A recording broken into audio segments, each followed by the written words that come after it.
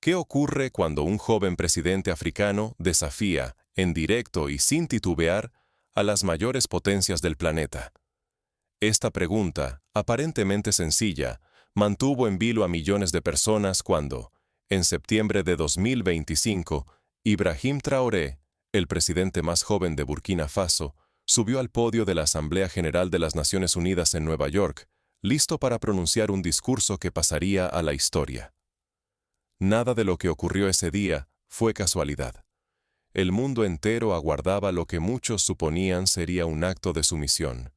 Un discurso cuidadosamente dictado por las potencias occidentales, pensado para doblegar la voluntad del líder africano y enviar un mensaje inequívoco a cualquier otro que se atreviera a desafiar el orden establecido. París, Washington y Tel Aviv le habían hecho llegar, a través de múltiples canales diplomáticos y bajo amenazas veladas, un texto de 12 páginas.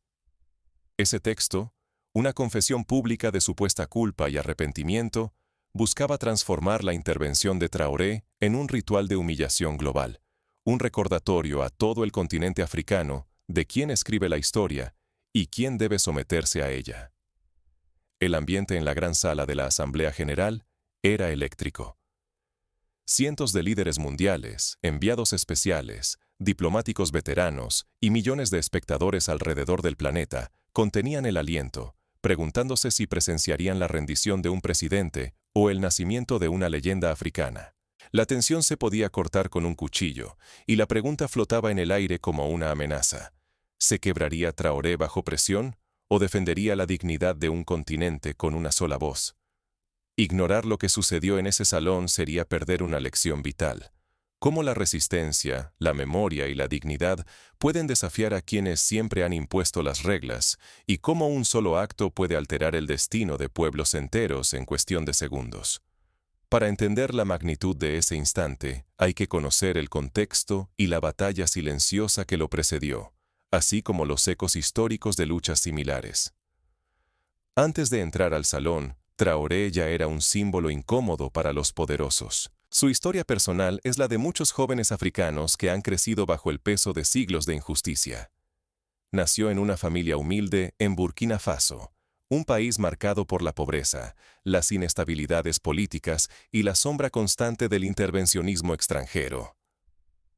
Desde temprana edad, Traoré fue testigo de cómo sus compatriotas sufrían las consecuencias de acuerdos comerciales injustos, de una moneda, el franco CFA, que ataba la economía local al tesoro francés, y de instituciones internacionales que imponían condiciones draconianas a cambio de ayuda. Su ascenso al poder no fue casualidad. Fue el resultado de años de movilización juvenil, de protestas y de una determinación férrea para romper con el pasado colonial. En su juventud, Traoré lideró movimientos estudiantiles que exigían mayor transparencia, justicia social y el fin de la dependencia económica. Inspirado por figuras como Thomas Sankara, el carismático líder revolucionario de Burkina Faso, asesinado en 1987, Traoré prometió devolverle a su país el control sobre su destino. Esta promesa lo llevó primero al activismo, luego a la política y finalmente a la presidencia, tras una serie de protestas masivas que derrocaron a un gobierno percibido como títere de intereses extranjeros. Un guión secreto. Una sala expectante. Siglos de injusticia acumulada. Así comenzó aquel día histórico en la Asamblea General de Naciones Unidas, cuando todas las miradas se posaron en el joven presidente de Burkina Faso, Ibrahim Traoré. No asistía por voluntad propia. París, Washington y Tel Aviv lo habían obligado a sentarse en el podio con una confesión escrita de antemano. Un texto de culpa impuesto, humillante, elaborado para doblegar no solo a un hombre, sino a todo un continente. La presión diplomática era asfixiante. Cada palabra revisada, cada gesto vigilado por cámaras y asesores, esperando de él una sumisión total y pública ante el mundo entero.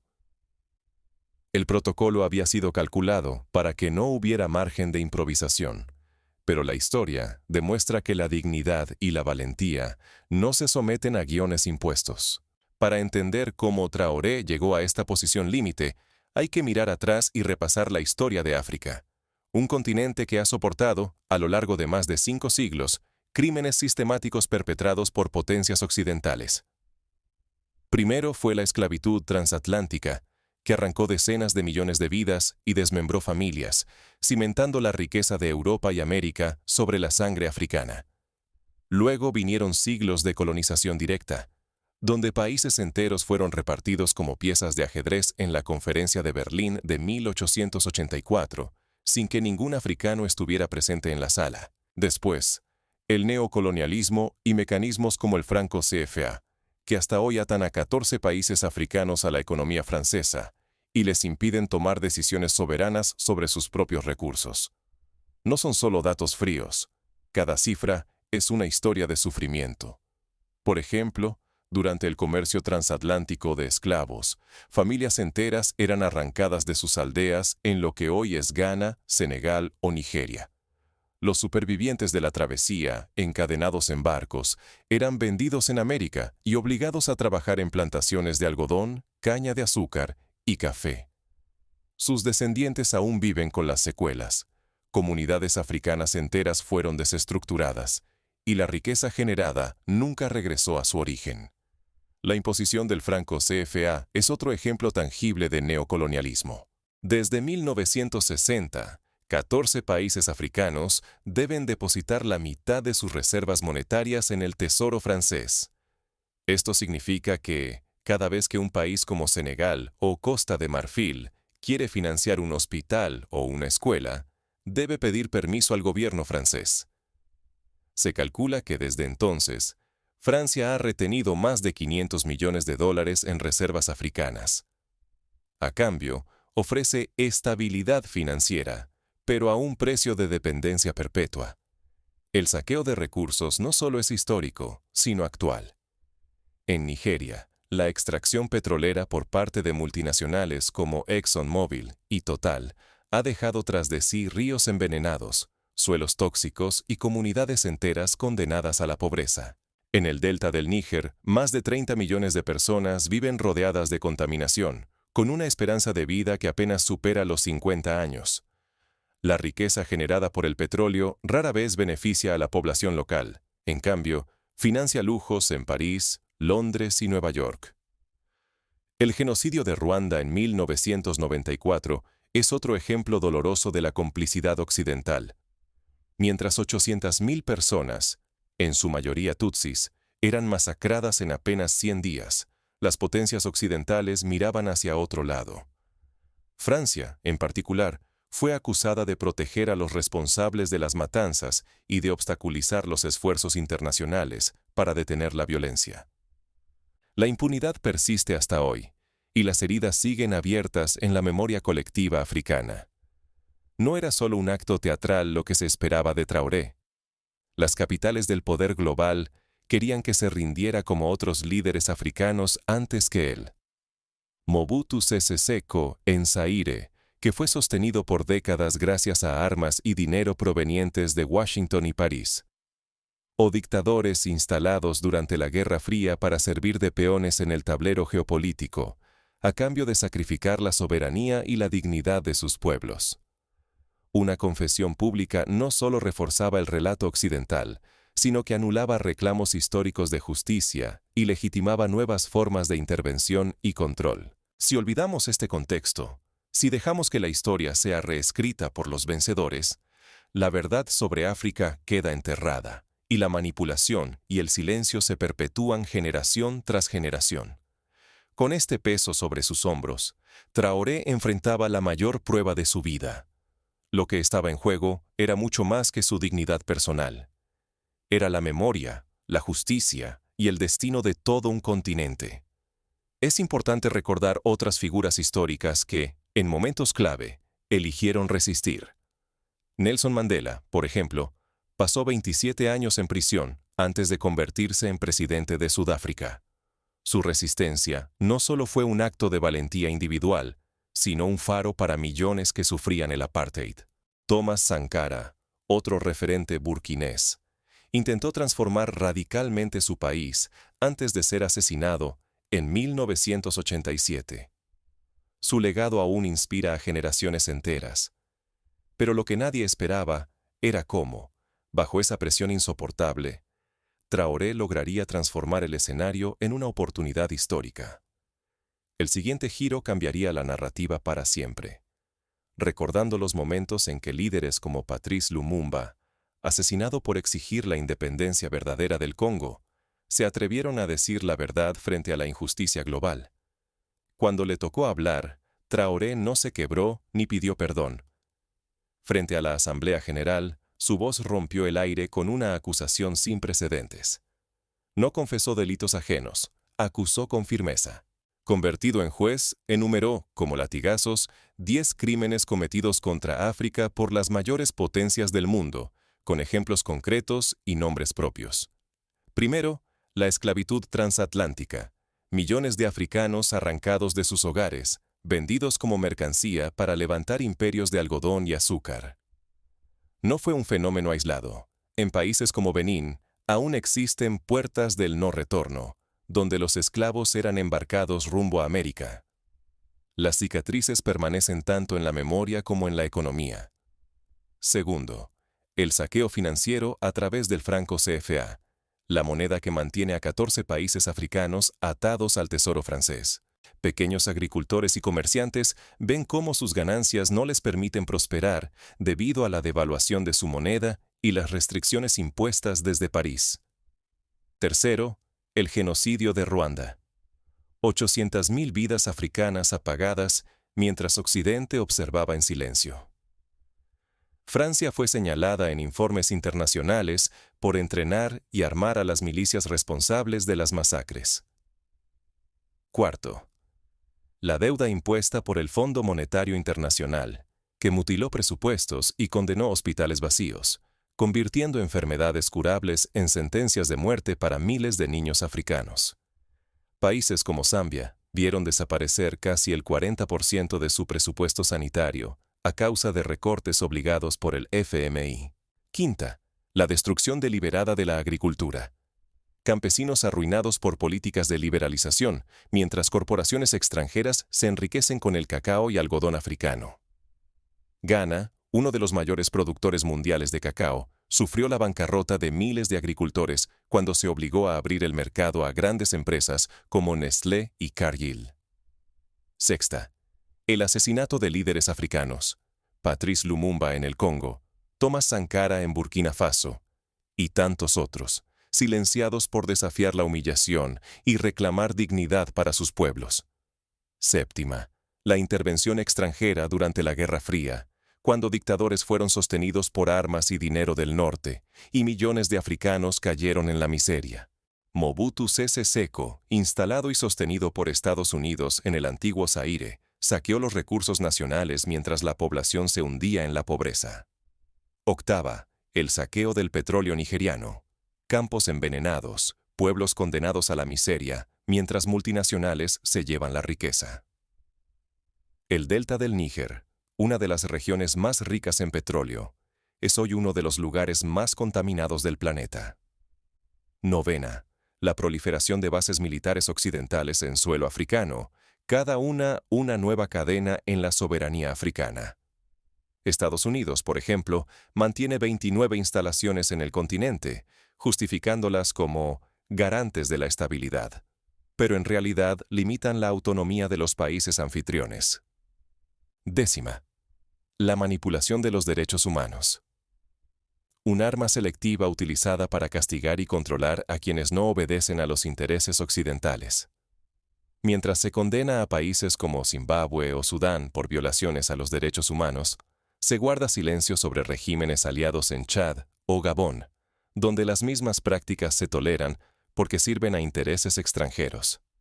Traoré fue aún más lejos. Dio nombres y rostros a los responsables de estos crímenes.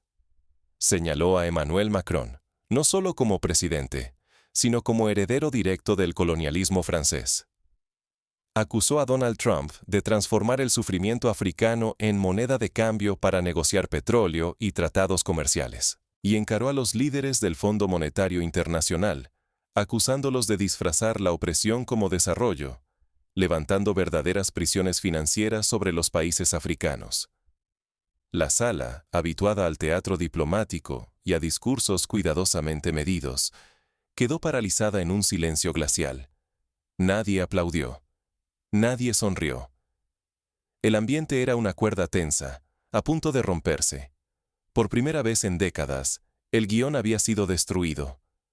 Traoré ya no era el acusado. Era el fiscal.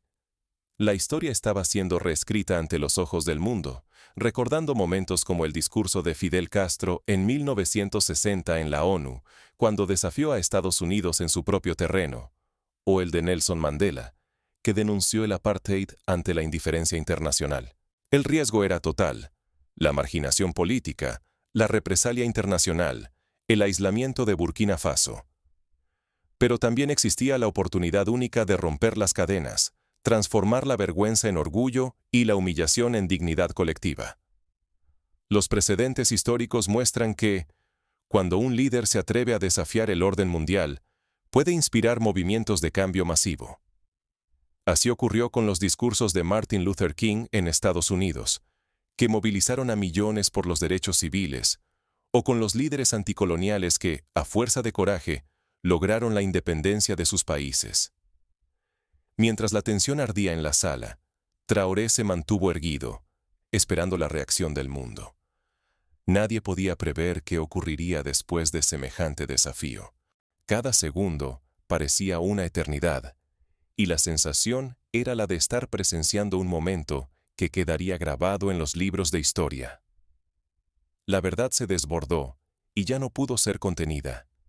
La filtración y la viralización del discurso incendiaron África y sacudieron el mundo. Aunque la ONU intentó bloquear el mensaje de Ibrahim Traoré, la grabación escapó en pocas horas. Primero circuló en redes locales africanas, luego cruzó océanos gracias a la diáspora y, al final del día, ardía en plataformas internacionales. En menos de 24 horas, el discurso se volvió el estandarte de una rebelión largamente esperada. En ciudades como Ouagadougou, Dakar y Lagos, multitudes salieron con banderas y cánticos. Traoré era ahora un nombre prohibido y por eso mismo imparable. Las universidades organizaron vigilias y debates nocturnos sobre los crímenes históricos y la urgencia de una nueva narrativa africana. Intelectuales, estudiantes y activistas invocaron ejemplos del panafricanismo, como Kwame Nkrumah y Julius Nyerere, recordando la importancia de la unidad africana frente a la opresión externa. La diáspora, desde París hasta Nueva York, respondió con orgullo y rabia contenida. Por primera vez en décadas, muchos sintieron que alguien defendía su dignidad ante el mundo.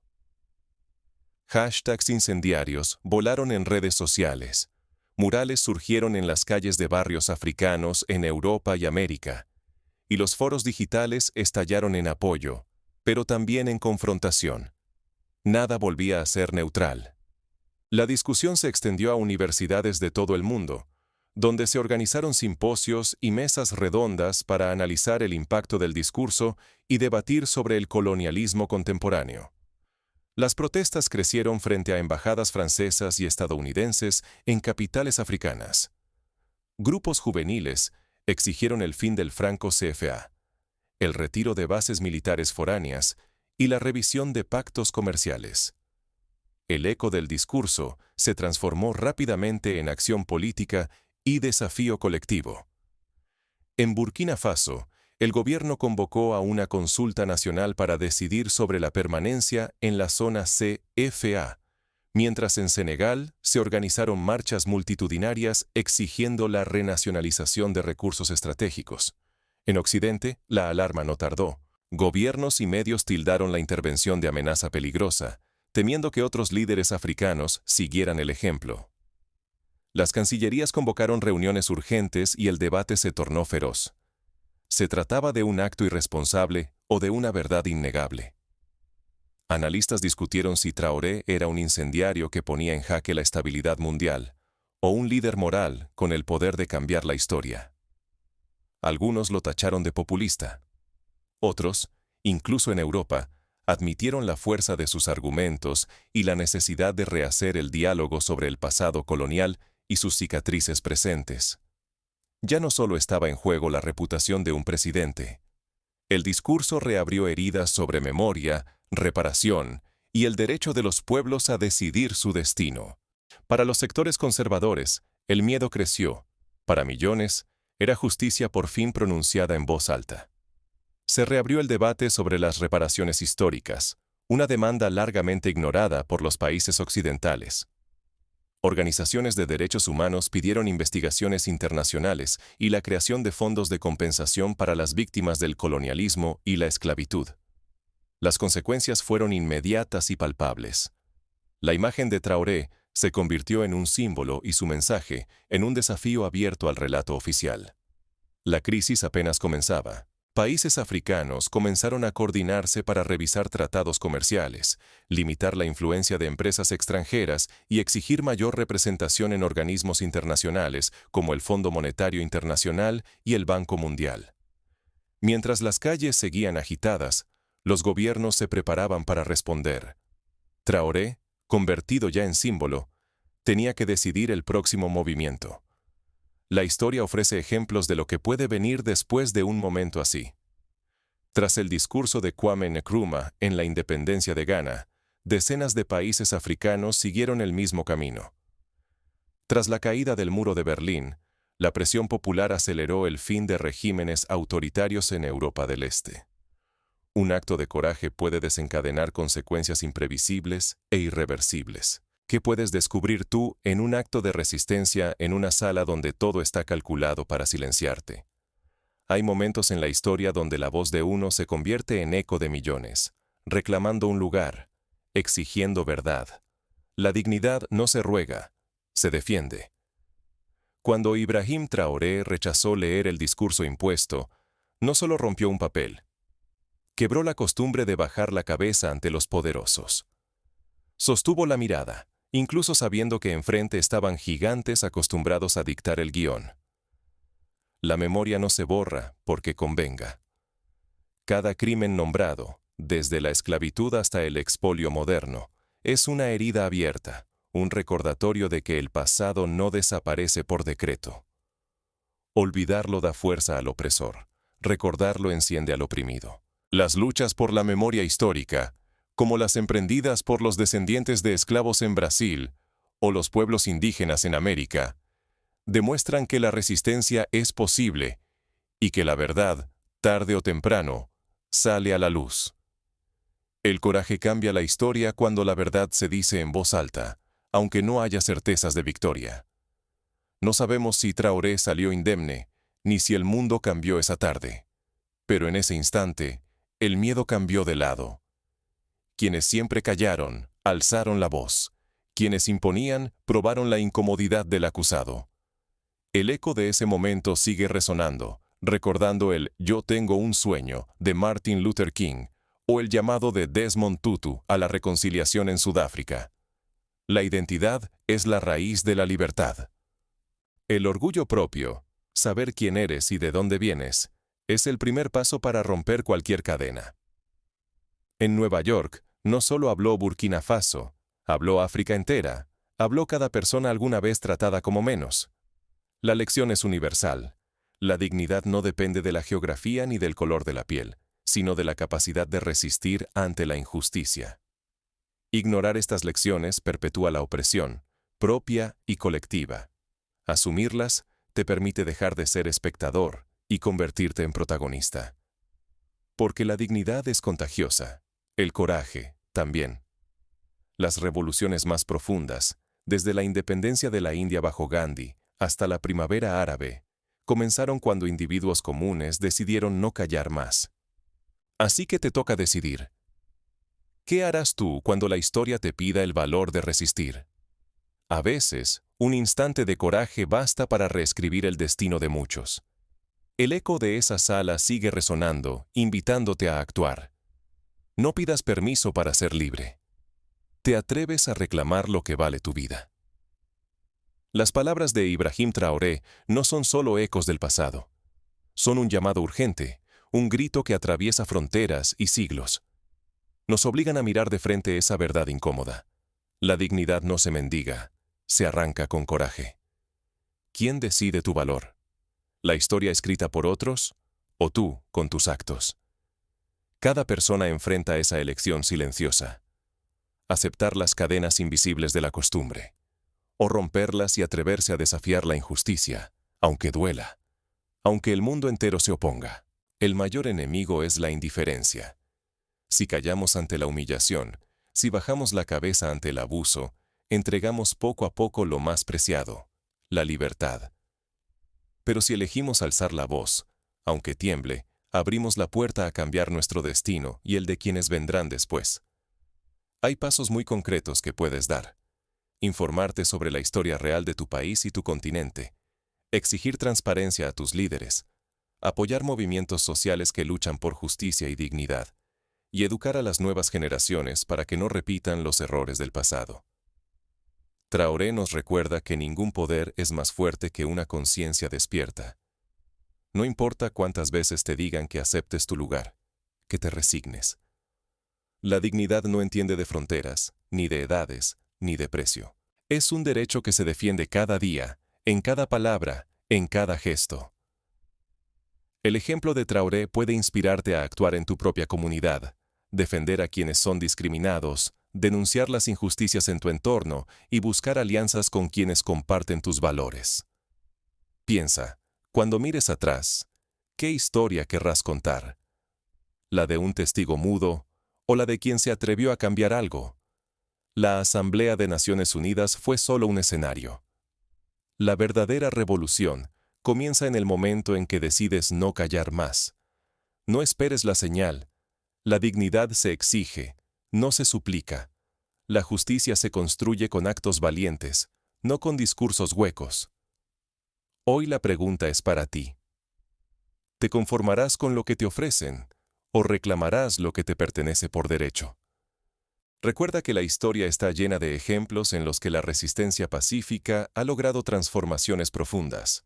Desde la lucha de las madres de Plaza de Mayo en Argentina, reclamando la verdad sobre sus hijos desaparecidos, hasta los movimientos por los derechos civiles en Estados Unidos, la dignidad ha sido conquistada por quienes se atrevieron a desafiar el silencio y el miedo.